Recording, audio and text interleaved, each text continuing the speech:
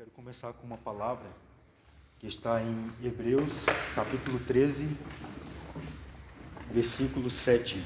Lembrai-vos de vossos guias que vos pregaram a palavra de Deus.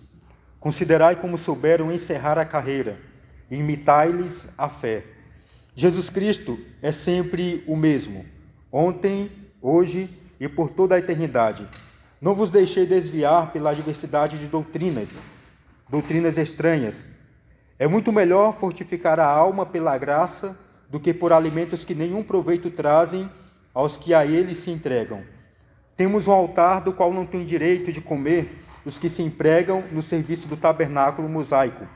Porque quando o sumo sacerdote levava ao santuário o sangue dos animais imolados para a expiação do pecado, os corpos desses animais eram inteiramente consumidos fora da entrada. Por essa razão, Jesus, querendo purificar o povo pelo seu próprio sangue, padeceu fora das portas. Saiamos, pois, a ele fora da entrada, levando a sua ignominia. Aliás, não temos aqui cidade permanente, mas vamos em busca da futura. Por ele ofereçamos a Deus sem cessar sacrifício de louvor, isto é, o fruto dos lábios que celebram o seu nome. Palavra do Senhor. Graças a Deus. Quando São Paulo, que é atribuída essa carta aos Hebreus, ele escreveu essa dimensão para os Hebreus, ele estava pedindo para eles não esquecer do quê? De uma doutrina, de um ensinamento que eles receberam lá atrás. A gente sabe que, com o passar do tempo, como a gente já falou, como que era a maneira que eles viviam a religião naquela época e como que eles guardavam a palavra. Então, o que São Paulo estava querendo falar para eles era que a firmeza da sua fé, ou a maneira como eles poderiam caminhar no mundo, a sua missão, dependeria da maneira como eles estavam arraigados, estavam junto com essa mensagem primeira que brota a partir do mistério pascal, que é da vida, morte e ressurreição de Jesus. E ele vai aqui falar para nós de uma dimensão muito grande da nossa experiência de fé. Porque o que é que ele está dizendo aqui? Primeiro, para não esquecer da doutrina. Segundo, não se abraçar com doutrinas que vêm de qualquer maneira para nós, mas como um alimento frágil, que não vai sustentar o quê? A nossa vida, que não vai ser o alimento necessário para nos deixar forte. Depois ele vai tratar esse sacrifício de Jesus, que era tido o quê? Que era sacrificar, os sacerdotes sacrificavam, o sumo sacerdote um cordeiro, um animal, só que depois eles levavam para fora a carcaça desse animal para poder comer. Então ele vai usar essa metáfora para dizer o seguinte: então Jesus, da mesma maneira como ele foi condenado lá dentro, padeceu dentro dos muros, ele sai para fora do muro para servir como alimento para aqueles que vão participar do seu mistério salvífico, Então aqui ele já estava falando para nós de toda uma dimensão, de todo um ensino, de que a igreja teria mais na frente com aqueles que estavam primeiro como apóstolos, depois como padres ou como missionários da igreja, que saíam para poder levar essa palavra. E ele diz que a mudança de vida das pessoas, o alcance dessa palavra, o alcance da palavra, o que vai acontecer? O grande diferencial está em que as pessoas vão conservar a sua fé primeira, de um Cristo que ele é ontem, hoje e sempre, de um Cristo que é eterno, de um Cristo que não houve mudança nenhuma. Eu conversava domingo, quando a gente veio aqui falar com os jovens do Pentecoste, e os meninos cantaram umas músicas que eu me lembrei da década de 90, Ah, então é velho. Não sou velho, eu era criança no tempo, Mas eu já... Mas minha família é da renovação e a gente, lá o povo cuspia fogo, arrotava brasa naquele tempo, E era um negócio assim magnífico. E nós comentávamos depois, na hora do lanche, que hoje a juventude não é igual éramos naquele tempo, Igual a juventude daquele tempo, que era uma juventude com parresia na fala, impetuosa na maneira de falar, de cantar, com audácia mesmo no servir, Era totalmente diferente. Mas fazia isso porque entrava e mergulhava no mistério com profundidade, sem medo do pai brigar. Se fosse para a igreja, o pai leva a cama, Porque estava demorando por lá, fazia vigília, fazia muita coisa. E quando a gente conversava, a gente percebia o seguinte: o quê? Que não foi Cristo que mudou. As pessoas, alguns podem até falar o seguinte: mas a realidade era diferente, A década de 90 não é a mesma década de agora, de 2000, claro que não é. Mas o Cristo que ele está falando é o mesmo de ontem, de hoje e de sempre. Ou seja, aquilo que ele falou para nós não vai mudar de forma alguma. Aquilo que Cristo revelou no seu mistério, manifestou para nós, não vai mudar. Ele só vai nos dar pelo seu Espírito, como nós rezávamos aqui, a compreensão de toda essa participação de Deus, dessa economia da salvação, né, para cada um de nós, para que nós adentramos nesse mistério de Deus e participamos. Então, o Cristo não mudou nossas atitudes frente a esse mistério. Ora nós fraquejamos na fé, ora nós nos elevamos na fé. Mas o que ele pede aqui é o que? Uma perseverança. Ele não fala que vamos ser todo tempo forte ou fraco, mas ele diz que devemos o quê? Perseverar. Porque o que vai dar razão à nossa fé, aquilo que nós vamos testemunhar depois na nossa missão, é o quê? É a compreensão desse mistério que nos foi revelado. E assim nós vamos fazer com a nossa vida o quê? Oferecer sem cessar um sacrifício de louvor a Deus. O que é a palavra sacrifício? Vem da palavra sacrificere, né? Fazer algo santo, tornar algo santo. Então o que é que eu ofereço como sacrifício? Fazer sacrifício é algo ruim. Não é. Se fazer algo santo é algo ruim, é porque não compreendemos a dimensão da palavra. Então quando eu torno algo eu sacrifico algo para Deus, eu estou tornando algo santo, algo puro, aquilo que para mim talvez, aquilo que estava sendo empecilho, ou aquilo que era impuro, aquilo que era fora da sacralidade, né? Então o que São Paulo ele fala para nós nesse sentido? Primeiro, perseverar naquela doutrina dos apóstolos, né? Viver o mistério de um Cristo que nunca não se deixa ir por qualquer dimensão de fé. Qualquer um que vai dizer Cristo está aqui, Cristo está ali, essa compreensão de fé, porque Cristo ele é real. E a outra coisa, Cristo ele nunca muda, ele é ontem, hoje e sempre. Por isso que ele fala, eu sou, né? A gente sabe que na Bíblia não tem para o povo, né? Eles não existia a palavra passado e futuro, né? Para aplicar para Deus. O nome Eia, né? De Deus, que é uma das formas de Yahvé, né? Significa sou, né? Sou aquele que sou. É no presente o verbo, né? Ele é no presente, para dizer que não tem passado nem futuro. Por isso que Deus todo tempo ele é, porque o tempo é para mim e para você. Para Deus ele é o quê? Atemporal, ele é fora do tempo. Então, é nesse tempo, enquanto vai passando a dimensão desse mundo temporal, é que a igreja, na sua missão, ela tem que fazer o quê? Testemunhar para o mundo, ser mártires para o mundo, para poder aplicar essa sã doutrina. O que é essa sã doutrina? É o ensinamento que foi aprendido a partir da boca dos discípulos, né? A partir da experiência com os discípulos. Por isso que São Paulo ele vai fazer essa observação aos hebreus, porque percebiam o quê? Que muitos, com o passar do tempo, eles afrouxavam na sua fé.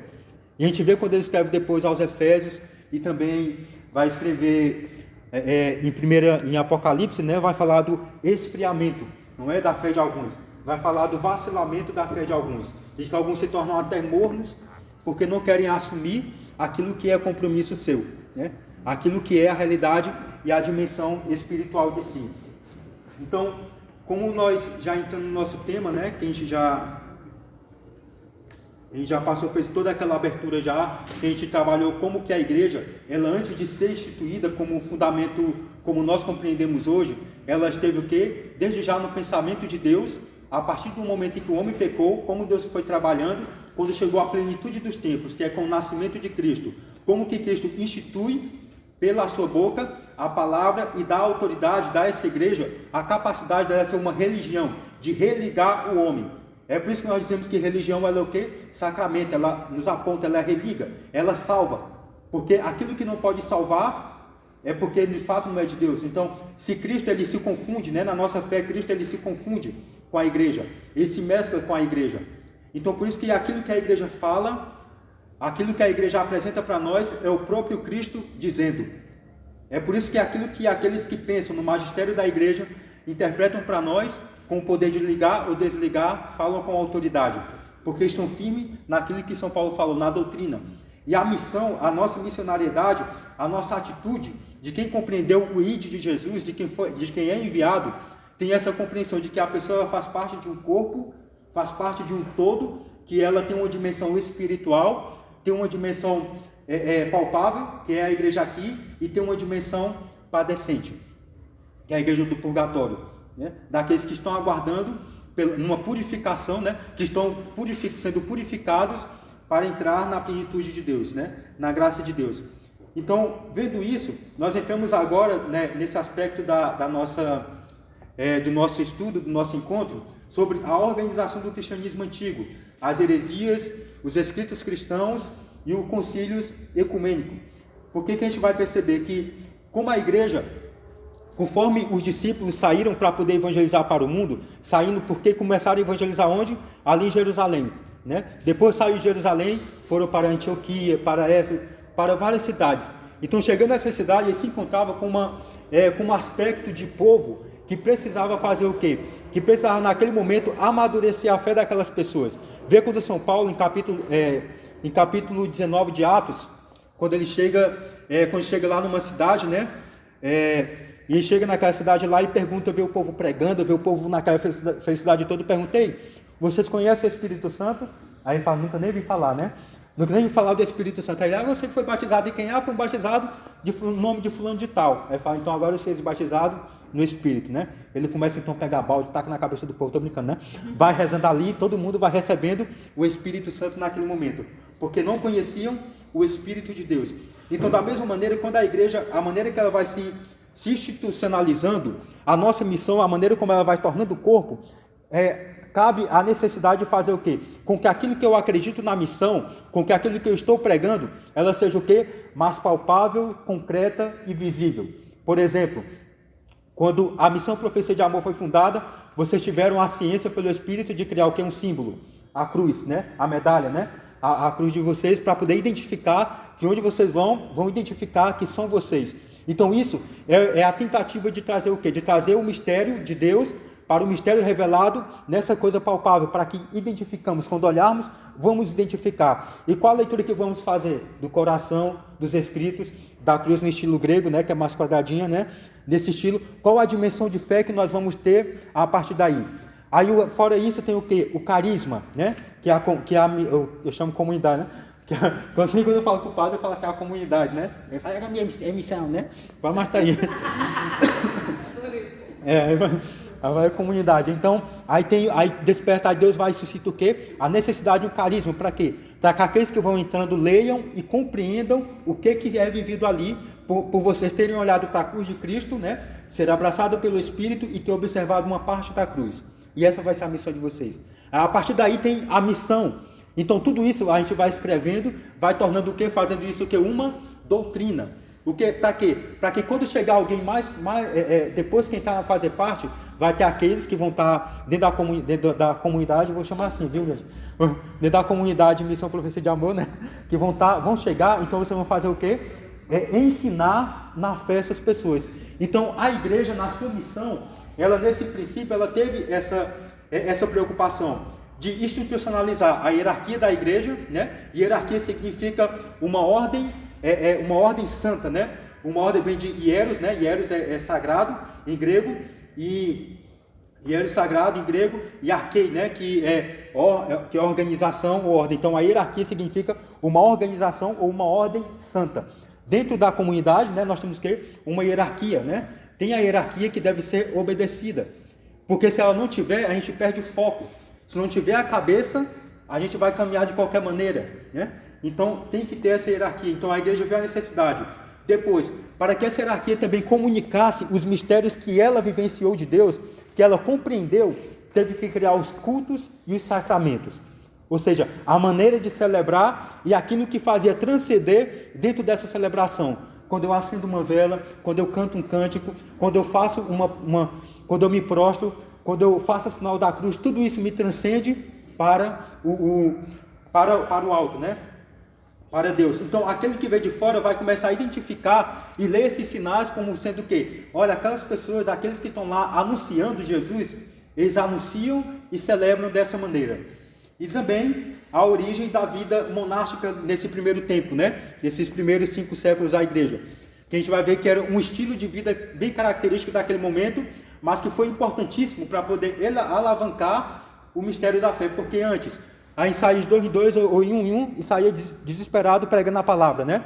Mas vieram perseguição e tudo, veio a necessidade de se o quê? Se reunir, todo mundo, porque quando o Espírito soprou, não soprou sobre a divisão, soprou sobre o quê? A unidade, né? É por isso que os grupos, eu falo, né? o grupo tem que crescer tanto, provar tanto da espiritualidade, que ele tem que um dia querer se tornar comunidade, né? Porque o Espírito soprou aí, nessa base, né? Para que vivam essa profundidade. Então, o que acontece? Então, eles vivendo dessa forma, como estavam dessa maneira, todo mundo de um lado para o outro, começam a se reunir novamente. Aí foi quando a igreja começa a tomar corpo, a tomar vida. Aí já com a hierarquia da igreja, né, que a nossa igreja, como nós conhecemos, que é a igreja católica, nós temos essa ordem santa, né, essa ordem essa organização da assembleia do nosso povo, né. Nós temos aqui o nosso Papa como cabeça principal, né, que o Papa ele é o que? O Papa ele é um bispo. Ele é bispo de Roma, né, o Papa. Mas para a igreja no mundo, porque lá está a igreja mãe, né, ele é o que? Papa. Né? A palavra Papa, ela significa papai. Né? Como Cristo nos ensinou a chamar, né? Chamava Deus de Abba, né? Paizinho, né? Papaizinho. Então, quando chamamos o Papa, nós estamos chamando de maneira carinhosa de papai. E quando nós chamamos o padre, também é pai, né? Mas o pai, o bispo, por ser maior, a gente chama de papaizinho, né? Uma profundidade muito maior. Então, a igreja vai criar a hierarquia, né? Já institucionais dessa maneira, na missão dela. Depois, com a origem da vida monástica, como a gente já falou. E também os cultos e os sacramentos, né? Claro que ao longo do tempo a gente vai ver o desenvolvimento desses sacramentos, né? Antes era tudo bagunçado, pois Santo Agostinho vai colocar mais de 300 sacramentos, imagine só, né? É porque para ele tudo era sinal de Deus. Ou seja, para ele, por exemplo, o homem é um sinal de Deus. Uma ação que nós fazemos pode ser um sinal de Deus. Então ele fala assim, se o teu corpo não é santificado, se aquilo que nós fazemos, as nossas práticas não é santificada, não libera uma ação de Deus a partir daí, como pode dizer que você também está com Deus? Então, haveria uma justificação, né? Claro que a igreja fala assim, ninguém vai decorar tudo isso, né? Então, ninguém vai, naquele tempo era complicado. Porque esse povo do primeiro século, até o século V, gente, foi luta para eles, para condensar a fé, morriam pela fé, para martirizar, para poder entender, era brigar aqui, brigar colar, quando a fé estava aqui, falava uma coisinha, aí surgia um cisma, porque um pensava de outra maneira, porque esquecia sempre o quê? As fontes. E logo porque, até o ano 208, nós não tínhamos a Bíblia, como nós conhecemos, né? São Jerônimo, ele vai pegar a Bíblia, tinha 280 livros, né? do Novo Testamento, só de evangelhos, imagine só, né? É muita coisa mesmo. Aí ele vai pegar e vai sistematizar tudo isso, vai rezar a Deus e pedir assim, me dá uma iluminação aqui. Colocou aqueles que nós temos e tornou outros apócrifos, né? Não significa dizer que não tem validade. Ele só não tem a profundidade como esses que são canônicos, né? Ele tem. Né? Mas se a gente for ler, esse outro é válido ler, para a gente compreender a compreensão, porque são pessoas que escrevem. É como, por exemplo, o que é que João vai dizer? Há muitos livros que foram escritos que não estão na Bíblia, né? Aí vai falar, então, existe um livro, segundo Dani naquele tempo, né? Ela viveu uma experiência com Cristo, então ela escreveu, ela foi evangelizar, quando fala que ela escreveu esse livro, é a comunidade que escrevia. Por quê? Porque era muito prático naquele tempo, eu que era sábio, né? Eu que era um apóstolo, eu falava e eu tinha os meus discípulos que escreviam aquilo que eu dizia, né? Então, ela falava e nós íamos escrever. O Franklin estava lá em outra comunidade, falava, todo mundo ia escrever. Então, Evangelho de Jesus Cristo segundo Franklin, né? Segundo Dani, segundo Duda, aí vai indo, né? Cada um, então tinham muitos. Só que a maneira, às vezes, que ela pode ter chegado à dimensão do Evangelho, pode ter sido de uma maneira um pouco equivocada as palavras, né? Então ela vai escrever aquilo que é experiência. Aí depois o que acontece? Quando os apóstolos tentaram, quando o Sr. Jerônimo tentou já organizar todos esses livros, ele falou, olha, algumas coisas aqui não estão muito coerentes, né? Jesus pisou no passarinho, né? Daqui não dá para colocar, né? Que fica muito chocado, é muito choque, né? Porque tem que ser esse divino tem que ser esse humano profundamente, né? Um está dizendo aqui que Jesus pode, não está, então ele já ia mudando e organizando tudo direitinho até chegarmos naquilo que temos. Então, para isso, se hoje a gente tem tudo condensado, gente, isso dá uma dor de cabeça. Para aquele povo era briga, era facada, era espada, era morte, era muita coisa que acontecia até compreender, até sistematizar. Hoje é muito fácil para nós, a gente tem tudo, né?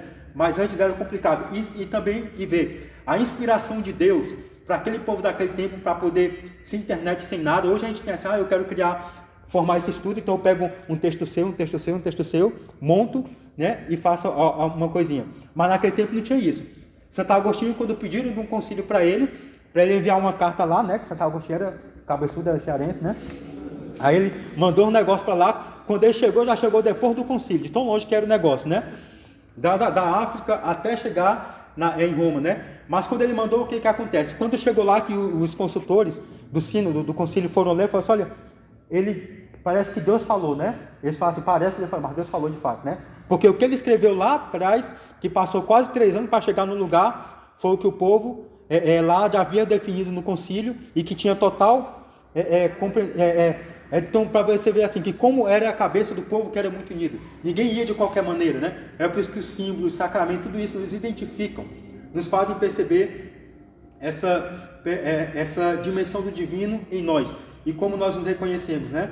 É como a gente vê, se a gente vê outras pessoas de outras religiões, de outros credos, a gente vai reconhecer na hora, né? Se a gente vê um macumbeiro, às vezes pela roupa dele, ou pelo o tipo do cordão, a gente vai perceber quem eles são, né? Se a gente vê até mesmo quem é da igreja mesmo aqui dentro, né, que é do movimento X, do movimento tal, a gente vê pelo aquele que caracteriza a dimensão como Deus se revelou. Então, a igreja vai se organizar dessa maneira, né, nessa hierarquia, que essa tá aqui para a gente ver a dimensão dos padres, né, da igreja, de como é dividida essa ordem para nós, mas também na dimensão daquilo que seria aplicado dentro do nosso, dentro da nossa fé. Então, quando os discípulos vão embora, né? Quando partem para a casa do Pai, já morreram no ano 100. Tinha alguns bispos, né? Teve o Papa que foi discípulo de João, né? Então, aí entraram dentro do século I. Então, esses primeiros padres da igreja, o que aconteceu com eles? Viram essa necessidade, falaram assim, olha, os apóstolos já morreram, agora como que vão compreender? Então falam, então vamos sistematizar. A nossa fé é Cristo, né? Então a nossa fé é Cristo, então vamos sistematizar a fé. E o que é agora, a partir dessa fé, o que é a manifestação de Jesus, a revelação de Jesus, do Pai, do Espírito, aquilo que Ele nos apresentou, por suas palavras e atitude, nós podemos colocar em prática, para que possamos levar. Então isso nós vamos chamar o que? De doutrina.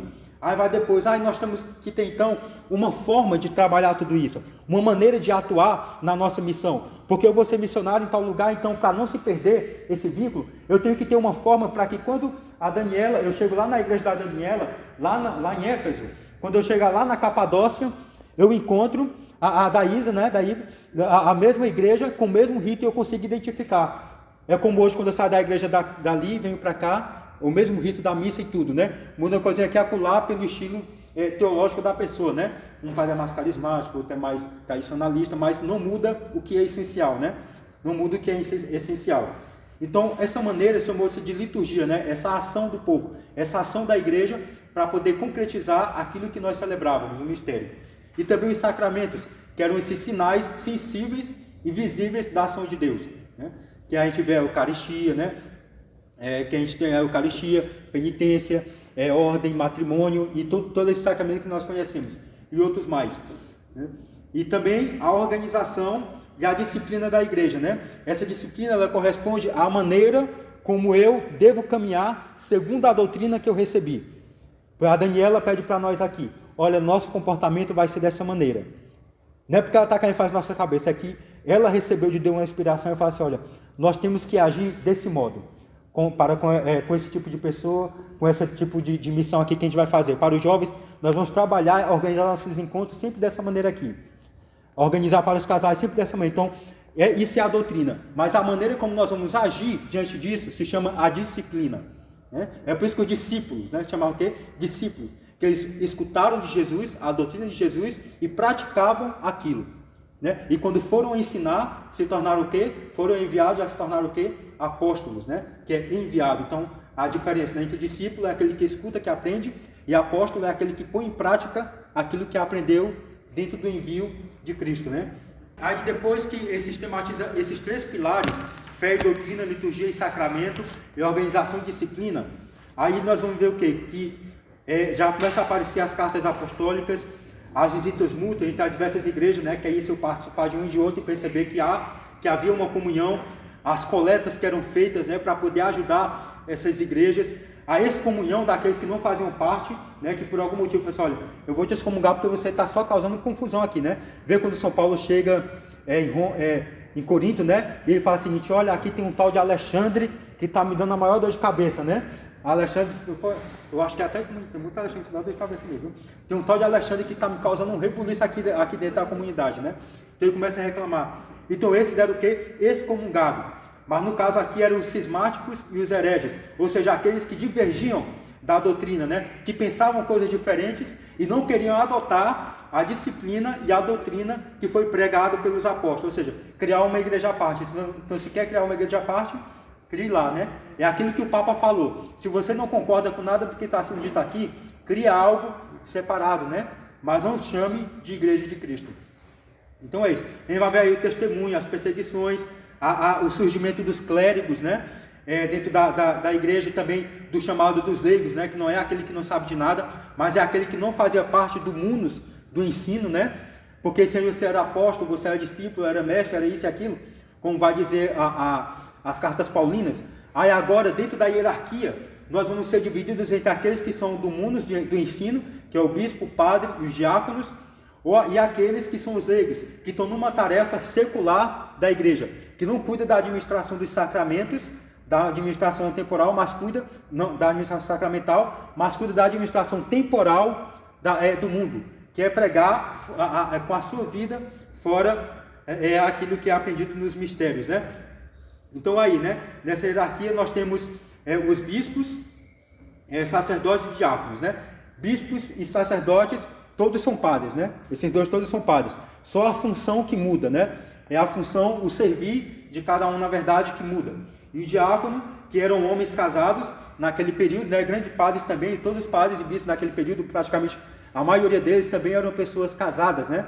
Porque a gente vai ver que, quando chegar posteriormente, a gente vai ver que já começa a surgir, que os padres vão colocar para nós a questão do celibato, né? Mas o celibato tem menos tempo, né? Tem pouco tempo, né? É mais uma questão moral que uma doutrina eclesiástica, né? É mais uma questão moral. Então, todos eles eram casados, eram pessoas casadas que viviam essas funções. Bispo, para cuidar de uma região maior, os padres, delegados de uma região menor, né? Auxiliados dos bispos, e os diáconos, que auxiliavam também os bispos nas suas funções, né? Cuidando dos enfermos, cuidando dos pobres, né? Cuidando da organização da celebração e também no aspecto missionário. E não era admitido nesse período não era admitido como clérigo, né? Como aqueles que serviriam como consagrados nesses três aspectos do sacerdócio, né? E do diaconato, os neófitos, que eram pessoas que há 3 anos somente tinham se convertido, né? Que eram os neófitos. Os clínicos quem era? Naquele tempo clínico, não eram os médicos, né? Depois, posteriormente, os clínicos eram chamados médicos, né? Mas clínico naquele tempo eram os enfermos, pessoa muito debilitada. Por quê? Porque uma pessoa debilitada ela não podia correr o risco de sair carregando uma igreja nas costas, né? Eu digo igreja povo, né? No momento de uma perseguição e de uma defesa da fé com força mesmo, né? Porque naquele tempo era mais difícil. Então essas pessoas não podiam ser os penitentes públicos, que eram aqueles que haviam apostatado da fé, que haviam voltado, que haviam uma dúvida de fé, ou que haviam um pecado de adultério, ou algum pecado de homicídio, ou algum pecado de idolatria. Então esses não podiam ocupar o cargo de bispo, sacerdote ou diácono, né? E também os que estavam em segunda união. Por quê? Porque o matrimônio para nós, por isso que tem a diferença entre matrimônio e casamento, né? Casar, qualquer um pode casar, né? Qualquer um pode casar. Os homens afetivos, com todo respeito, podem casar, né? Sei lá, quem é de igreja diferente, de qualquer maneira pode casar, porque casar é fazer o quê? Passar para o mesmo lar. Passar para o mesmo lar. Agora, o matrimônio não. Já tem uma outra concepção, e o matrimônio é um sacramento, né? Então, a palavra matrimônio, né, vem de matri, de mãe, né? Por isso, mater ecclesia, mãe igreja, né? E matrimônio, né? Ou seja, é uma ação de gerar, uma ação de ser mãe. Então, dentro do matrimônio, é a imagem da igreja que é a esposa de Cristo. E por isso que os casamentos se tornavam públicos, para que fossem o quê? Testemunho da dimensão salvífica de Cristo para a família também. Porque a família salva o quê? A sociedade. O que é que o São João Paulo II dizia? Que quando acabarmos com a família, vamos destruir o quê? A sociedade, porque ela é a base da sociedade. É por isso que os novos sistemas ideológicos querem acabar com o quê? Com a perspectiva daquilo que é a família. Porque destruindo isso, você destrói a obediência, você destrói o amor que vive dentro do lar, você destrói a fidelidade do casal, e ele vai espelhar isso para o mundo. né? Então a gente vai acabar destruindo a sociedade. Destrói a família, destrói tudo, né? Por isso que a gente é chamado família de Deus, né? Porque a gente parte dessa maneira, né? Por isso que naquele tempo os sacerdotes casados e tudo, eles eram sacerdotes, mas tinham que ter um testemunho, né? O testemunho deles tinha que ser primeiro dentro do seu lar, para depois expressar-se na igreja. Aqueles que não estavam concordando, não estavam caminhando muito bem na igreja, porque não tinham testemunho dentro de casa, eles eram o quê? Afastados e ficavam também como penitente público, né? Tinham a sua penitência. Então, fora a questão desses sacerdotes, né? Sacerdote, diácono, que eram daqueles que não podiam entrar para fazer parte do clero, a igreja foi criando também essas funções no qual eles deveriam trabalhar, que era a maneira da igreja estar naquele momento. O momento de fazer missão naquele momento, de cumprir o ID de Jesus naquele momento. Aí é por isso que a igreja vai se sistematizar e criar o que? As dioceses, as províncias, os patriarcados e o primado de Roma.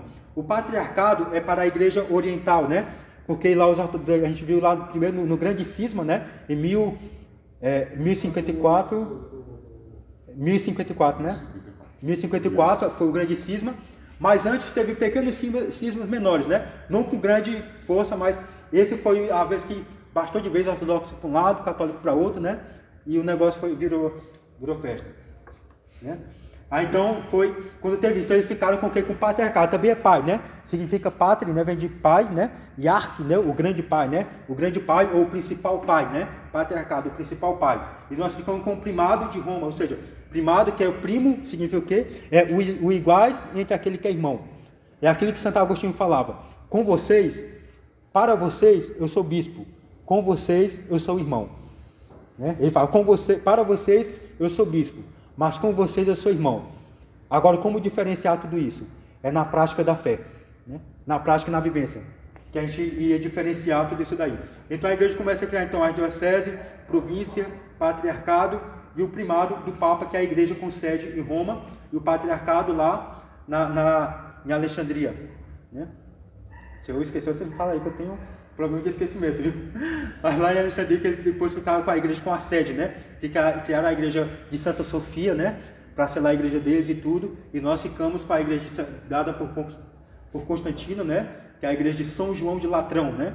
Que a gente pensa que é a igreja de Pedro, né, que é a principal, mas na verdade a nossa sede é a de São João de Latrão, né? Latrão significa adoração, né?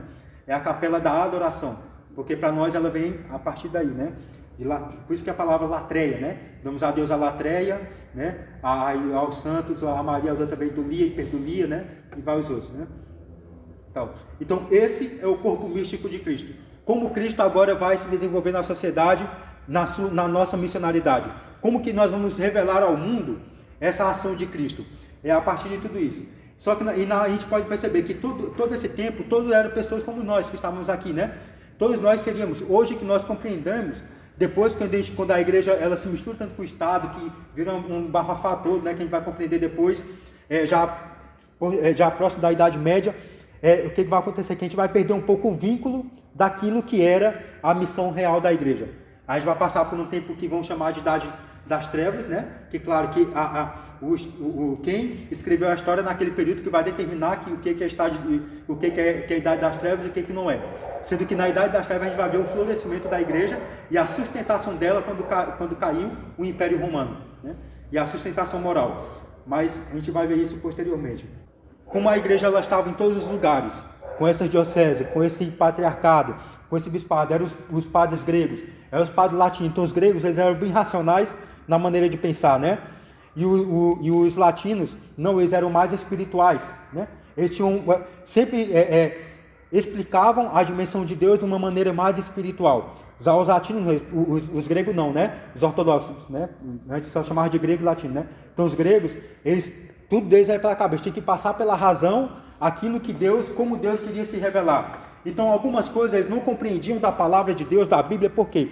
Porque o Espírito Santo ele não passa pela razão, ele passa pelos sentimentos, porque o sentimento é aquilo que está mais profundo, é o que toca a nossa alma, que é ligado ao Espírito. Eles tinham naquele período ali da igreja, século 2, 3, né? Quando a igreja começou a se difundir, cada um pensava de uma maneira. A gente vê como que São Paulo era, por exemplo, Lucas, que era médico, que era pintor, escritor, né? Ele tinha tudo para escrever de maneira racional a questão do Pentecoste, né? Mas como é que ele vai escrever? Ele vai fugir dessa lógica e vai falar que que o Espírito Santo veio ali, arrebentou as portas do lugar, quebrou tudo, jogou um na parede, tacou a língua de fogo no outro, chamou de lagartixa, né? Aquela coisa toda. Então, ele vai fazer um regaço porque é algo extraordinário, né? Porque ele fala, foge da minha lógica aquilo que eu quero dizer, porque não tenho o que dizer. Então começou por aí já pequenas brigas, pequenas confusões em termos metodológicos e doutrinários a respeito daquilo que era aprendido na fé. Porque os gregos eram racionais, o outro era espiritual. É como nós carismáticos, chegam lá e falam, olha, teu problema você precisa de cura e libertação. Chega um racional, você precisa de um psicólogo, né? Então, não, pois é, um vai dizer assim, né? Então cada um dizer uma coisa. Então quando eles compreenderam os mistérios do que se falava naquele período, né? Quando ele compreendeu os mistérios que se falavam naquele período, eles quiseram sistematizar. Então vamos fazer o seguinte, bora criar um sínodo, ou seja, que é um caminhar junto. Sínodo significa caminhar junto, né? E concílio é essa reunião, né? É esse ajuntamento, que é esse ajuntamento daqueles que acreditavam, que tinham a mesma fé, e a partir desse ajuntamento, por isso que se chamavam concílios ecumênicos, né? Para poder, só que chamou a partir determinamos concílio ecumênico posteriormente, para poder dizer o quê? Para poder diferenciar que ali havia pessoas que pensavam diferente, né? Pensavam diferente a mesma questão, né? Então daí vai aparecer, né? Nesse período, o concílio de Nicéia em 325, concílio de Constantinopla, concílio de Éfeso, Calcedônia, Constantinopla 2 e 3, né? Isso até o século VI, 7, né? 5 por aí, assim, que foi o período mais forte, né? Desses concílios. Então, eles fizeram nesse momento aqui, eles falaram, bora reunir todo mundo, para a gente saber como é que vai fazer esse negócio. Bora reunir todo mundo, um diz que é melhor colocar esse pano, outro diz que é melhor essa forma, não. Então, bora reunir todo mundo, e todo mundo, aqueles que vinham ali, aquele montão de cearense, povo inteligentíssimo, né, cabeça assim, começaram a falar, todo mundo lá, né, começaram a falar, não, então eu discordo daí, que eu acho que não era dessa maneira mesmo, né. Então, rezavam e voltavam atrás, e era uma, gente, nós não imaginamos, mas era uma briga.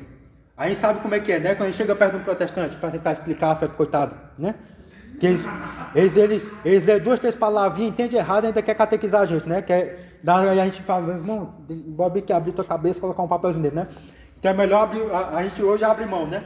Porque não tem como. Mas aqui, então começou a existir várias heresias naquele momento, né? Vários conceitos que não era concernente, né? Ou seja, que não estava ligado à fé do que era passado, do que foi passado pelos apóstolos e pelos padres da igreja. Quem eram os padres da igreja?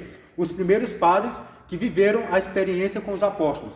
Depois os outros vão chamar o quê? De apologetas, que foi o que passaram esse período daqueles que não conheciam. Por exemplo, né? Franklin é apóstolo. Duda conheceu Franklin. Ela vai ser o quê? Um padre da igreja, porque ela teve experiência com ele. Então ela vai passar para mim. Só que naquele período precisava de uma defesa da fé. Então eu já não vou ser mais chamado de padre da igreja. Continuo sendo, mas eu vou ser chamado como quem? Um padre apologeta. Um padre que vai defender a fé. Aí depois dos padres que defendem a fé, aí vai vir os padres escritores, né? E os padres conciliares, que aí vem Agostinho e outros, né? Que também era apologeta, mas vem diferente, né? A função de cada um nos seus escritos. Então... Era bom, é uma curiosidade, mas pode... quando tem essa expressão padres da igreja, isso, não necessariamente eram clérigos. Não eram clérigos, né? A maioria era leigos, né? Como nós que estamos aqui, mas como naquele tempo a gente provou tanto da cruz de Cristo, amou tanto o Senhor, que a gente sabia o que dizia com categoria. Falam padres por conta justamente por porque é pai. Isso. Isso, é porque é o nome pai, né? A gente chama padre para chamar o nome de pai, né? É os inícios, né? Isso. Assim, pelo que eu já ouvi falar, até Santo Agostinho... Isso, ele foi casado. Eram aqueles que viveram a Viveu, experiência, né? Viveu a experiência. De conhecer aqueles isso. que conheceram Cristo. Né? Isso. Alguém que falou com ele, que falou com outro, que falou outro, isso. Falou com Cristo. Justo. Aí daí para frente já não tinha esse alcance. Né? Não tinha esse alcance. Por isso que eles quiseram colocar a doutrina, trazer a palavra, sistematizar, né? Por exemplo, quando Santo Agostinho ele leu a Bíblia, não ela estava toda terminada ainda, né? Mas é por isso que quando ele vai ler, ele se converte não pelo Evangelho, mas pela carta aos Romanos, né? Porque a carta que chegou para ele foi a carta de São Paulo. E foi quando foi lá aquela experiência toda belíssima dele, né? Linda, linda, linda. Eu amo Santo Agostinho. Mas está aí. Então, esses concílios, então vai aparecer um montão de heresia naquele período. A heresia do Ário, né? Que ela falava que não havia a igualdade de natureza com o pai e com o filho, né? Ou seja, ele fala assim, eu entendo que Deus é Deus, mas Jesus, como que ele se encaixa aqui nesse negócio, ou como que ele pode ser Deus, né?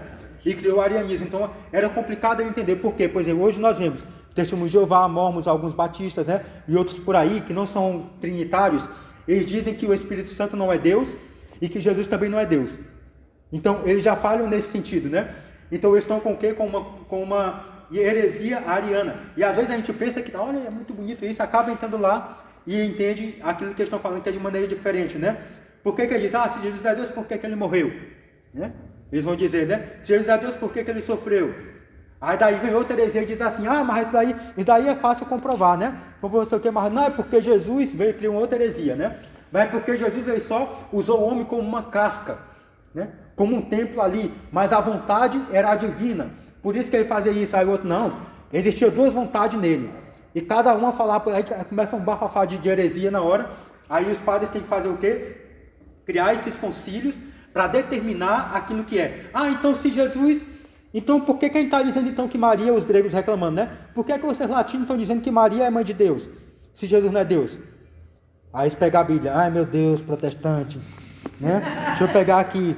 Antes de tudo eu era, antes de Moisés não sei o quê. E para pegar a Bíblia começa a mostrar, Jesus falando que antes de tudo, né? Se ele está falando que ele era antes de tudo, e Deus é o princípio de tudo. Ele é o alfa e o ômega, o princípio e o fim, então ele era Deus, ele é Deus, né? E como ele é Deus, então Maria é mãe do Senhor, é mãe de Deus. Mas ela não é mãe de Deus, é que ela diz, Deus passou a existir a partir dali, não. Mas da encarnação do verbo, que é gerado no próprio Deus, né, que é gerado no próprio ser de Deus, mas que se encarna a partir de Maria, né? Aí daí começa todas esses sínodos e concílios, né, para poder definir e sistematizar a nossa fé, para dizer o que nós acreditávamos, né? Aí depois a gente vai ver no sínodo Constantino, sínodo niceno-constantinopolitano, né? A palavra é tão grande que não trava a língua, né? Que a gente criou aquele nosso credo grandão, né? E tem um credo pequenininho que a gente leu hoje aqui, mas tem um credo grandão, né? São dois sínodos, né?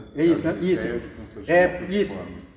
É porque o Niceno, o de Niceno, né, de Niceia, ele falou para Ário sobre a Trindade. Então a Trindade existe, né? Existe o Pai, o Filho e o Espírito Santo. Maria, a Mãe de Deus e o Espírito Santo, ele procede do Pai e do Filho. Naquele tempo era uma briga. Os gregos falavam assim, ele não procede do Filho não, viu? É só do Pai, não sei o quê. É uma bagunça. Não. Aí os latinos diziam assim, mas se o Pai e o Filho é um, né? Em substância, então ele tem uma relação, então ele vem daí. Aí saem uns com a bandeirinha. Tira o E, põe o E, né? Aí por isso que a gente reza em nome do Pai, e do Filho, e do Espírito Santo. Não, em nome do Pai, do Filho, e do Filho, do Espírito Santo. Fica até estranho, né? Não, é como se eu disse. Justamente. Então fica até meio confuso, né? Em nome do Pai, do Filho, ou seja, o Pai, o nome do Pai e do Filho, né? Qual é o nome em nome do Pai da Duda, né? Do Filho. Não fica meio complicado de entender? O Pai do Filho, né? É meio difícil de entender, né? Em nome do Pai, do Filho, do Espírito. Ai, meu Deus, eu coçava a cabeça aqui. Por isso que alguns eram careca, né? O que está dizendo aí, grego? Está falando grego, é? Né? Só podia ser, porque eles falavam grego, né? Então era uma loucura para entender esse negócio. Não era muito fácil, não. Parece que eu estou falando grego. Parece que eu estou falando grego, né? Então eles foram sistematizando a fé e colocando tudo isso para nós, né? E falando que os gregos não acreditam no purgatório, né? Nós já falávamos e nós rezamos lá, enfim, existe sim, pronto, como estado e tal, o purgatório, né? Aí foi dando essa dimensão, teve que catequizar esse povo, né? Aí foi falando de várias formas, tudo aquilo que a gente reza no credo é uma sistematização da nossa fé. E tudo isso graças a esses concílios, né? Que foi cada hora vinha aí criava outro concílio para determinar uma outra questão. A gente já vê que nesse desenvolvimento todo, a igreja ela já começa a tomar um corpo muito maior, né? Porque não é como a gente vê hoje, né? A missa tudo organizadinho e tudo, mas aqui a colar fala, tem que colar como houve 2 anos atrás, né? 3 anos atrás. Agora tira o comentário, ou põe o comentário depois do Glória, né? Aí fica uma bagunça. Fala, na igreja o Glória está aqui, né? Então a gente vai ver nesse período aqui, já no primeiro, segundo, terceiro século, no primeiro século, segundo, né? A leitura da Bíblia, né? As orações que já eram comum para todo mundo, a oração pelos homens, né? A apresentação das oferendas, o pão e o vinho misturado, a consagração mediante as palavras da instituição. A gente vai ver os assistentes já dizendo, o povo já dizendo amém, né? Porque antes não tinha a celebração, não se dizia amém, daí já começa a dizer amém. Sabe que o amém que a gente vê Cristo falar assim, né? Em verdade vos digo. Tem aquela palavra que Jesus diz. Então, quando ele está dizendo isso, né? Em grego, ele estava falando praticamente isso, né? Amém, amém, né? O que ele está dizendo era amém. Porque esse amém está dizendo, é verdade isso, né? Isso é verdade, eu confirmo e confirmo isso que eu estou dizendo, né? E claro, também essa palavra no hebraico lá, ela vai vir da palavra Elohim, que Elohim é Senhor, Deus, né? Que é que então nessa palavra do Elohim, né? E pegaram o né? Do Elohim, porque a palavra Elohim, né? Em Deus em hebraico, vai se escrever o Aleph, né? O Aleph que é a letrinha A, né? Vai se escrever o Aleph. E depois o Melech, que é rei, né? Elohim, rei. E Neman, que é fiel. Então, Deus, rei, fiel.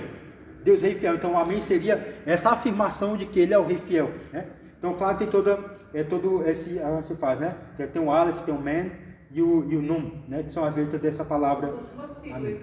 Isso é como se fosse tipo ONU, mas também se deriva também daquela coisa que a gente via aquelas tendas porque era um povo de tenda, nômade, né? Então, quando eles armavam suas tendas antes, aí eles colocavam essa tenda lá que o povo armava, né? Para o vento não carregar, o que é que eles colocavam no chão nessa tenda? Um prego, né? Um negócio para poder segurar, para o vento não carregar aquela tenda. Então, aquele grampo que segurava também se chamava o quê? Amém. Ou seja, está firme. Eu estou firme nisso que eu estou dizendo. Então, para a barraca não cair, a gente diz agora que está firme. Então, quando o Espírito Santo vem sobre nós, sobre as novas tendas, que não é mais a festa de Pentecostes, daquelas 7 tendas, ele vem sobre uma tenda armada, que é a tenda espiritual. E essa tenda todo o tempo clama que Deus é rei, que ele é Deus, ele é rei e ele é fiel. Aí a gente vai ver também já o catecumenato, né, que já se desenvolveu naquele período, as pessoas tinham um longo período, né, de formação para poder assumir os mistérios da fé. Né? Hoje cheguei, os caras já sei dizer, né? Antes você tinha que compreender bem, porque assumir essa identidade cristã não era algo fácil, porque você poderia morrer por aquilo dali, ou você poderia ser renegado por você ser cristão, porque se você fosse cristão naquele período, que dali é cristão, não quer nem chegar perto, né? Então a pessoa falava dessa maneira, alguns era isso mesmo, né?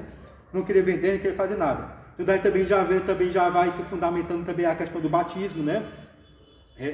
Das pessoas naquele período, o crisma, né? Que vai vir como a unção, que era junto com o batismo antes, né? Que logo quando sucedia o batismo, ele já passava o óleo para ungir, né? Depois que nós catequeticamente, a partir do século VIII, não parece que já começou a separar alguns e colocar primeiro, segundo, terceiro sacramento, né?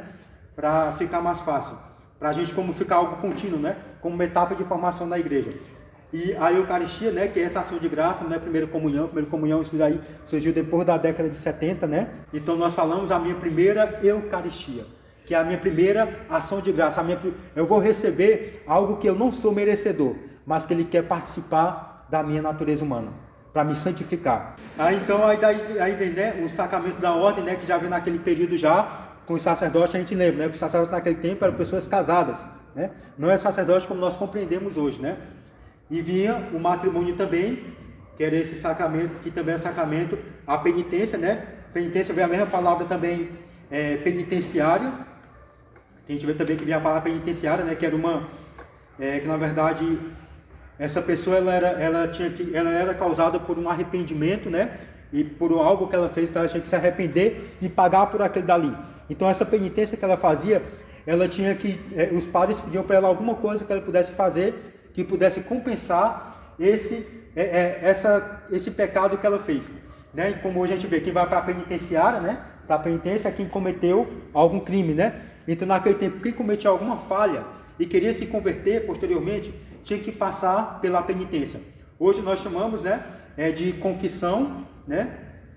De confissão, e tem a outra forma também, e reconciliação, né? Então a gente tem outras formas de chamar hoje, que são palavras também bonitas que identificam, né? Claro que nenhuma delas vai estar certo ou errado, né? É a maneira de descrever esse sacramento, né? Porque cada palavra ela engloba muito mais ainda a questão, né? Da nossa fé. E a unção dos enfermos, que é praticada também desde o princípio, né? Geralmente pelos bispos. Quando estava doente, São Tiago fala, né? Tá alguém doente, chame o sacerdote, né? O episcopo, aquele da igreja, para poder ir lá ungir a pessoa, né? Então já era uma prática. Porque ele sabia que tudo isso era o quê? Sacramento, né? Além do sacramental, que é uma cruz, que são os objetos, né? Que nos identificam. o mistério celebrado, aí ele era envolvido nesse sacramento. E depois a gente vai ver que há também, com esses cristãos, quando eles já fundamentam tudo isso, um dia próprio de se reunir. Como já viu com os apóstolos, mas agora quer definir mesmo. Agora tem que ser de fato esse dia, né? Porque como havia perseguição, a gente vai se reunir esse dia da semana, ou à tarde, ou à noite, ou aquele momento do cair da tarde. Então não havia um momento certo. Então ele falar agora, quebra o pau da barraca quem quiser, que a gente vai se reunir somente no dia do Senhor, né? No Dominus Dies, né? Dominus Dei, né? Que é dia do Senhor, né? Dominic Day, né? Então, dia do Senhor. A pessoa fala, mas é porque era dia do Deus, né? Soliday, né? Como é o nome do Solis, né? Solis, que é sol, né? Solis Day, que é o dia do sol, né? Do Deus Sol. Fala, a gente não acredita em nada disso daí. Então, o que a igreja fez? Ressignificou tudo isso. Assim como ela ressignificou as festas judaicas, trazendo para nós como Pentecostes, festa da espiga. Festa da espiga, festa das tendas. Por mais que ele tivesse uma coisa, vai ser quando Deus faz o seu Shekinah, derrama sobre nós em explosão, vem, arma a sua tenda, caminha no nosso meio, nos faz sair agora como missionários e ir para o mundo. Essa é a nossa festa agora, chamada de Pentecoste, né? 50 dias após a Páscoa, né? Por isso que vem Penta, né? Pentecoste é 50, né? Aí Penta é 5. Então daí vem, os cristãos já começam a celebrar com pão, com vinho, né? E a partir da palavra, as orações, já no dia do Senhor, que era o domingo, né? Aí daí depois veio, só que esse dia ia ser o dia das festas cristãs. Por quê? O que é que recebia? Era o dia do sábado que os judeus celebravam, né? Sempre celebrava o dia do sábado como o dia do descanso do Senhor. E nós falamos, o dia de contemplação, claro. Eles começaram a contemplar esse dia. Mas para nós é válido aquilo que vem a partir do Deus encarnado, né? Que é o Cristo ressurreto. Então é o dia do Senhor, para nós é o dia de domingo. Então começaram a celebrar o dia de domingo. Então eles já inverteram no lugar dos judeus. Se para eles era sábado, para nós fica domingo. Aí vem os muçulmanos e nós pega sexta-feira, né? Aí vamos pegar a sexta-feira para eles, né? Aí vem... Quando Jesus é colocado na prova, né? Porque os discípulos estavam colhendo o milho no dia que eles chamam de Shabá, né? Isso. Aí ele falou, então quer dizer que vai morrer, né? Vou deixar morrer de fome. Eu não lembro agora quem foi que a gente estava dizendo, eu sou do padre Paulo Ricardo, que ele estava relacionando o dia do Senhor exatamente com essa afirmação de Jesus Cristo, né? Então no sábado... se cair um boi, vou deixar morrer, né? Se alguém enfermo, vou deixar bater as... É porque os judeus já tinham 630 leis, a gente imagina. 630 leis para você poder cumprir. No dia de sábado, tinha que andar com a perna assim, porque não podia dar o passo maior que nessa, né? Não tinha que fazer isso, não tinha que fazer aquilo. Claro, não é menosprezando nossos irmãos, né? Mas é porque tinha muita coisa. Além dos 10 mandamentos, foram instituídos, por isso que para eles a lei mosaica era muito válida. E quando Jesus vem no Sermão da Montanha, ele fala, eu não vim abolir a lei e os profetas, mas vim fazer eu cumprir. Mas a lei verdadeira, né? Porque o homem não pode estar a serviço da lei, mas a lei em favor do homem, né? Em lei em favor do homem, até mesmo a graça está a favor do homem, né? Ela é algo que é derramado para nós para fazer cumprir a nossa vida. Então, ele muda toda essa visão de que deveria ser guardado o sábado, porque ele mesmo começou a fazer aquilo que é para ser feito, né? E no domingo se reunia como discípulos na primeira festa, né? E aí nós temos a festa de Pentecostes também, que é essa festa das espigas, festa das tendas, né? Pentecostes, a palavra é grega, né? A gente sabe que quase todos os livros da Bíblia, nenhum livro da Bíblia no original é chamado... Aí é falsa, então não é que é falsa, né? É que a gente pegou da tradução grega, né? Então, todos os nomes que existem aqui são nomes gregos, né? Por exemplo, o nome do livro do Gênesis não é Gênesis em hebraico, é outro nome, né?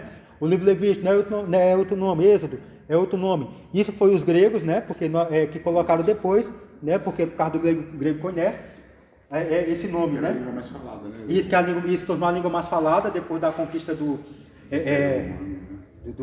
como é o nome daquele? Alexandre o Grande, né? Isso. Aí então ficou dessa forma. E posteriormente a língua latina, né? Pelos romanos. E depois nós temos a festa da Páscoa, que para os judeus era aquela libertação do Egito, das garras do faraó, para em procissão para a terra prometida, né? Para a terra que manava leite e mel. Então, como eles chamaram essa passagem, né? Esse passamento aí, por tudo isso de Páscoa, para nós a passagem é do estado de vida, de um estado de morte, para um estado de vida. Para um estado de condenação, para um estado de libertação. para um estado de afastamento de Deus, para um estado de aproximação de Deus. Então quem faz isso para nós é Jesus com a sua Páscoa. Então ela toma já um outro relevo, né?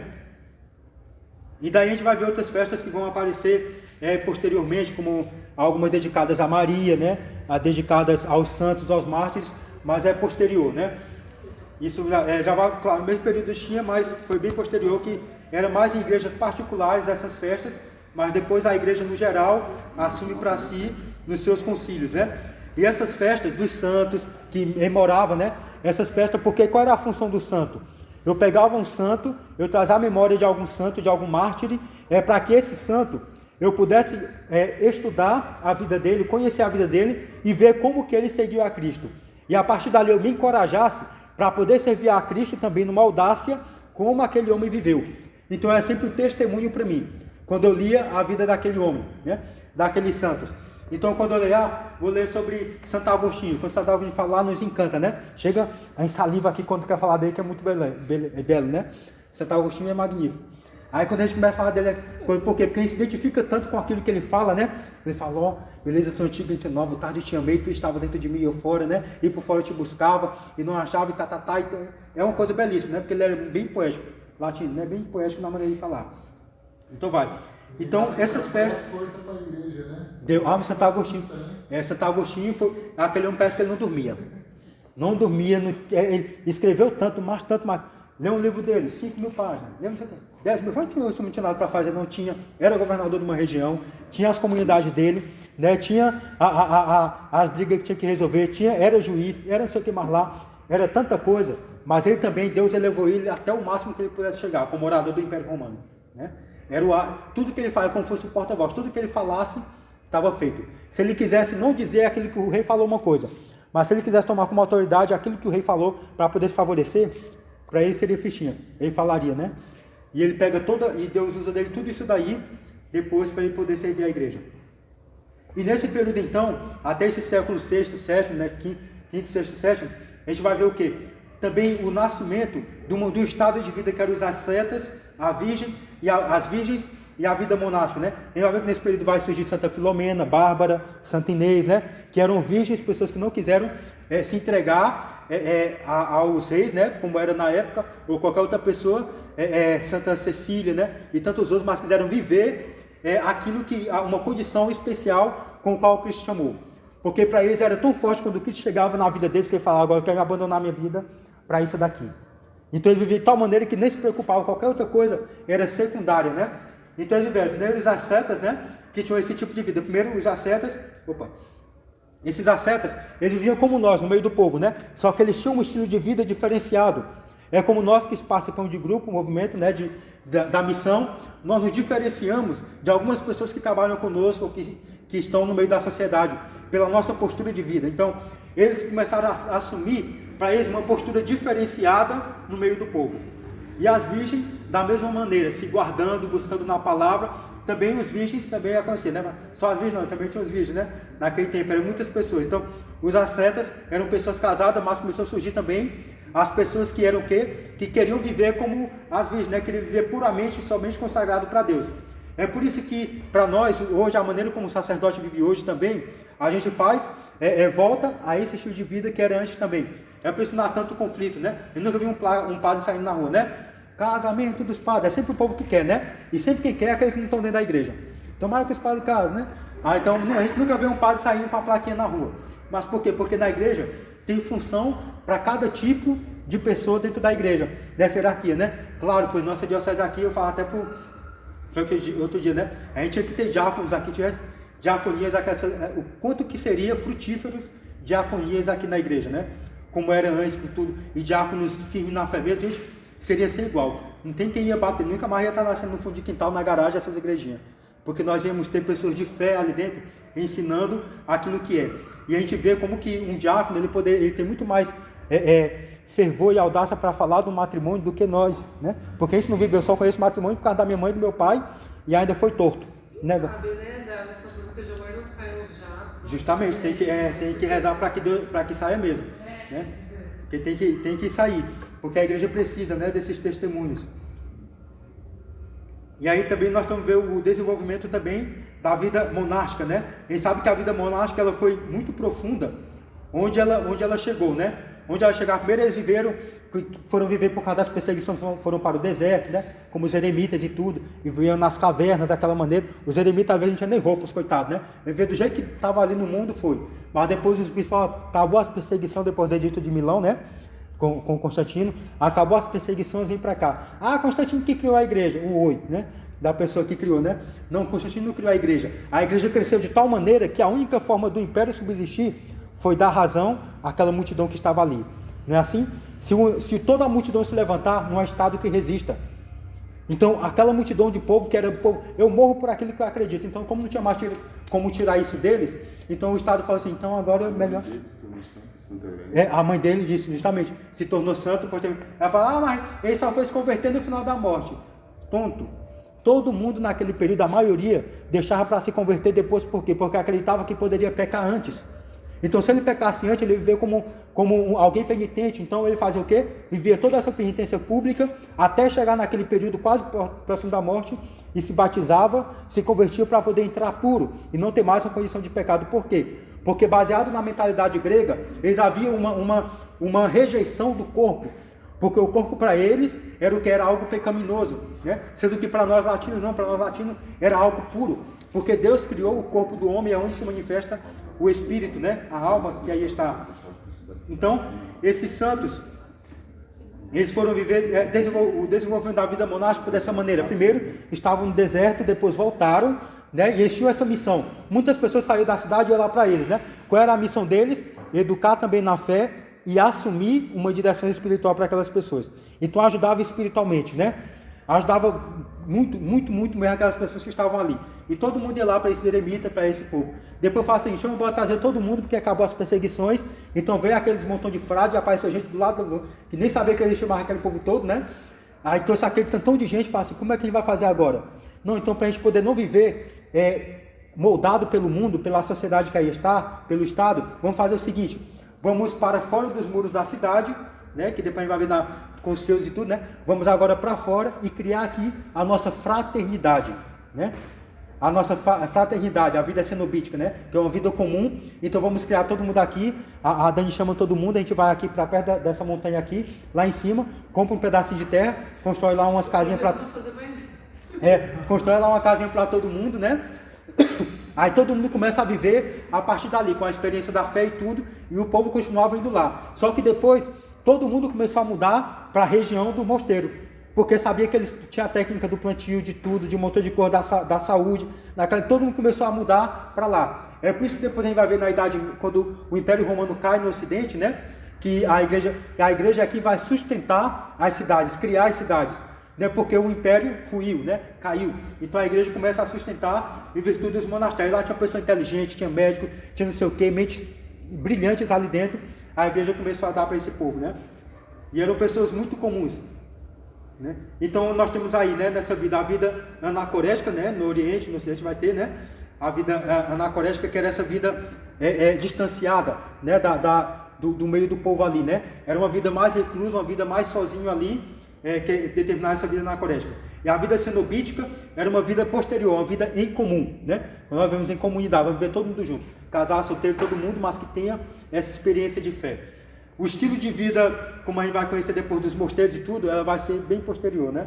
Então aí nós temos a vida de vários aspectos, né? O estilo dos beneditinos, quando eles surgiram também, com a sua própria regra e tudo. Depois Santo Agostinho, que escreve a regra não para os homens, né? Porque ele quer primeiro a regra que ele escreve para as mulheres brigar mais com os homens, né? Então ele escreve a regra para as mulheres, depois os homens, sim, nós não briga não, fala, não, vocês estão todo tempo comigo, estão brigando, mas os homens também tinham sua confusão. Ele pegou a regra das mulheres e levou também para os homens, né?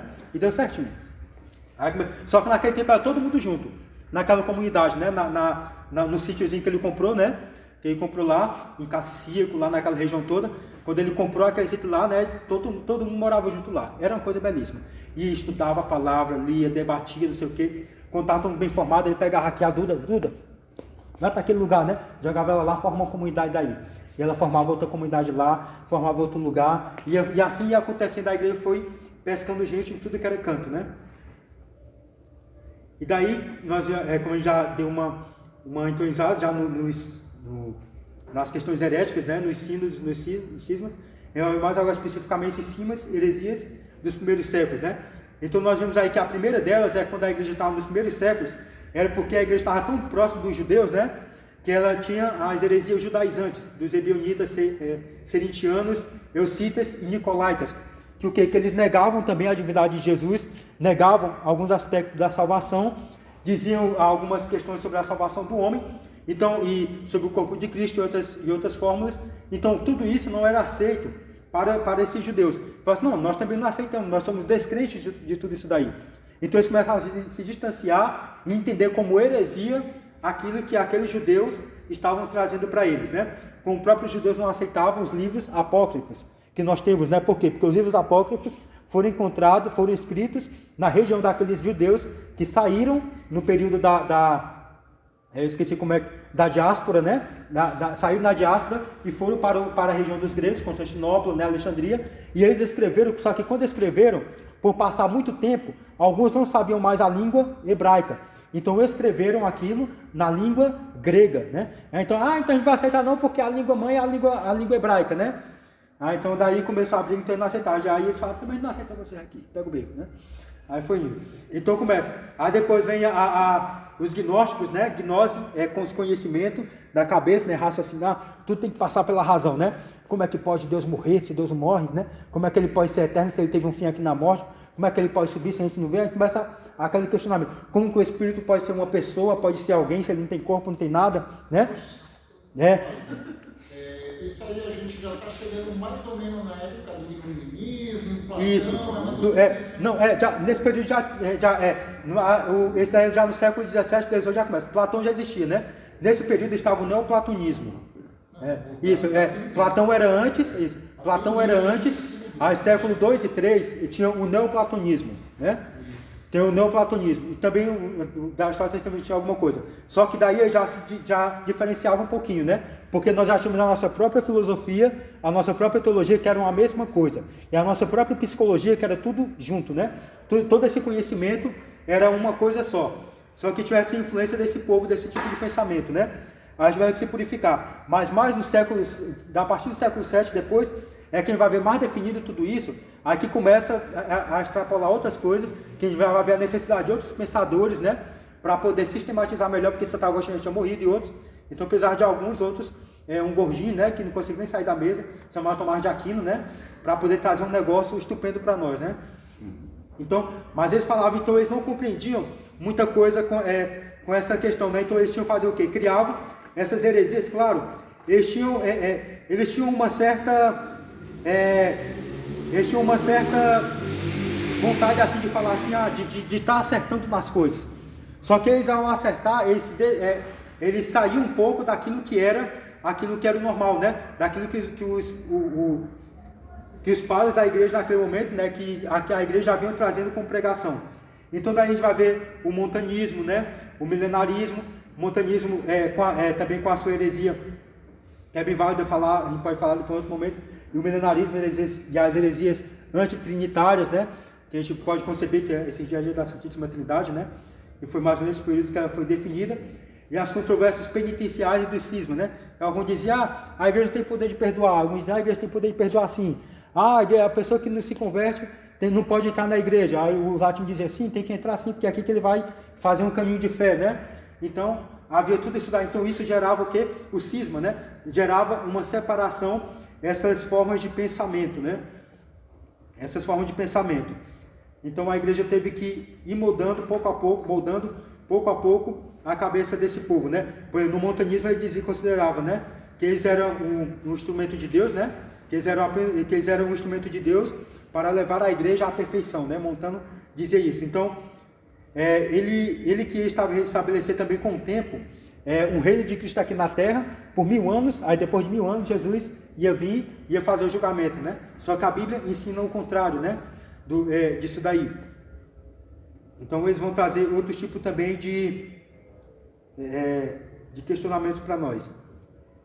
Então nós vimos aí as lutas contra a heresia, as dogmáticas, né? Que a gente vai ver que os dogmas foram importantes para definir o que é dogma, né?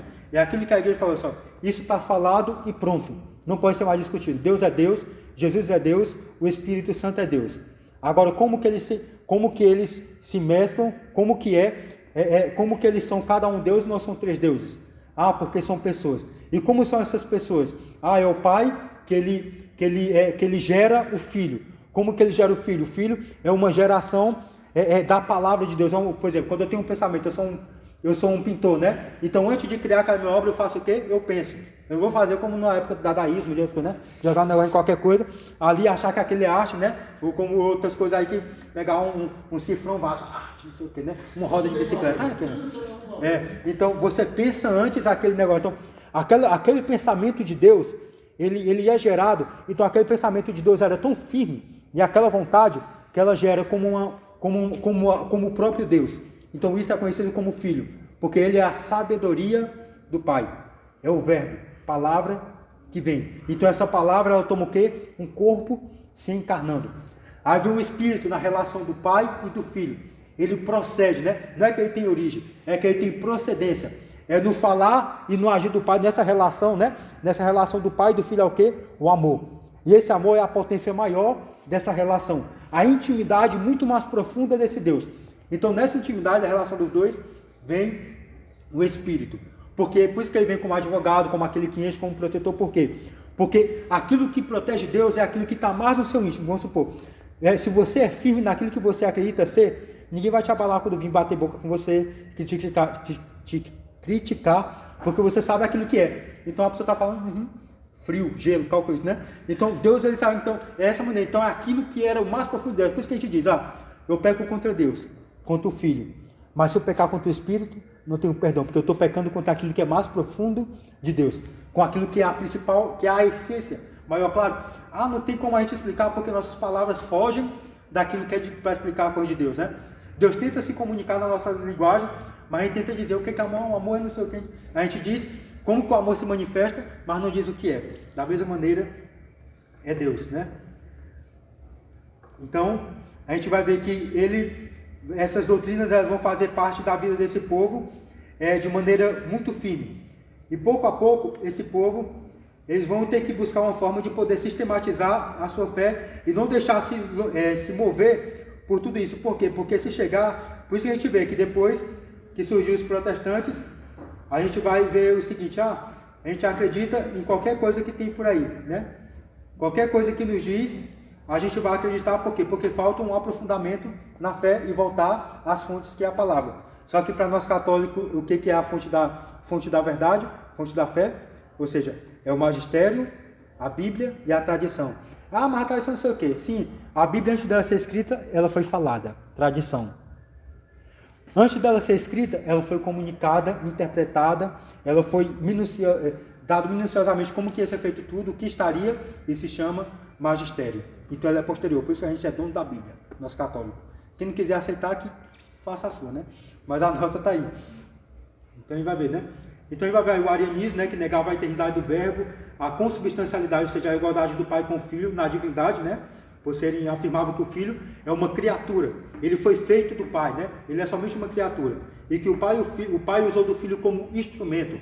O arianismo dizia, né? Então aí o Concílio de Nicéia vai dizer, não, o Filho ele é da mesma natureza que o Pai, né? É da mesma substância que o Pai, né? Ou seja, ambos são seres espirituais, eles têm a mesma natureza, né? É do Pai com o Filho. Ele vai vir Constantinopla depois afirmar o mesmo que Niceno também afirmou, e afirma também sobre o Espírito, né? Aí depois vai ver aí as cristológicas, né? A Diário, ela era a controvérsia, a heresia ariana, ela era sobre a Trindade, né? Sobre as 3 pessoas da Trindade. As cristológicas é a de apolinarismo, né? O monofisismo, monotelismo, nestorianismo, né? Cada um. Então, nestoriano é o que vai negar que Maria é mãe de Deus, né? E outros vai dizer, não, Jesus era apenas uma casca, ou nele havia 2 vontades, ele não pecou porque a vontade divina falava nele e ele não pecava, não, ele era totalmente homem, né? Aí vai dizer, então, Constantino vai falar da divindade e falar que Jesus era tão humano quanto era divino, né? Ele era humano e era divino, e ele é o verdadeiro Deus e verdadeiro homem, né? E Maria, ela é portadora de Deus, né? Por isso que ela é chamada Theotokos. portadora de Deus, porque ela portou, ela carregou Jesus Cristo. Esse negócio está portando o notebook.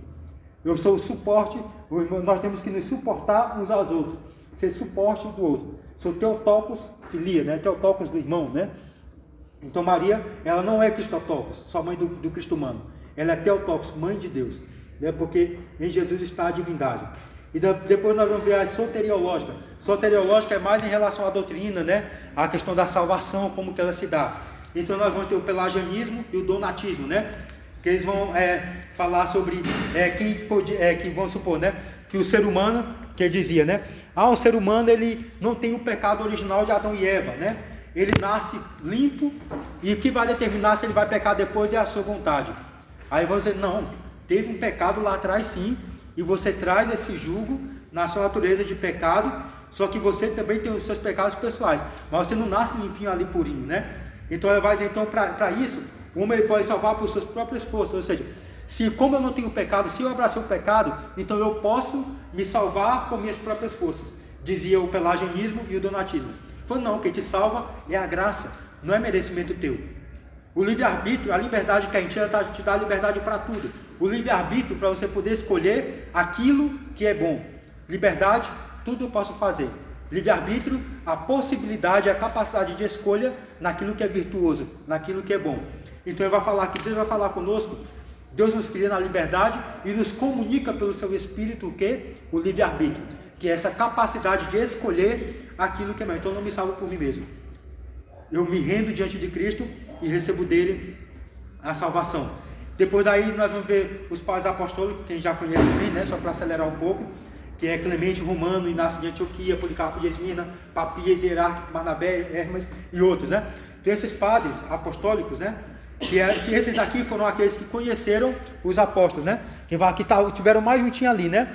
Então eles vão trazer cartas, trazer como que era a vida na comunidade naquele tempo, trazer como que eles viviam, o que eles pensavam, o que eles comiam, tudo isso que a gente tem é a partir dele, como que eram as catequeses e tudo. Por isso que eles são importantes. Aí eles vão escrever alguns livros interessantes para nós, como a de Itaqué, né? E outros livros, né? O Pastor de Hermes, né? E outros mais. Vai trazer livros assim excelentes para nós, que é algo extraordinário. E daí os padres apostólicos, né? E escritores, nós temos ainda os padres apologistas, né?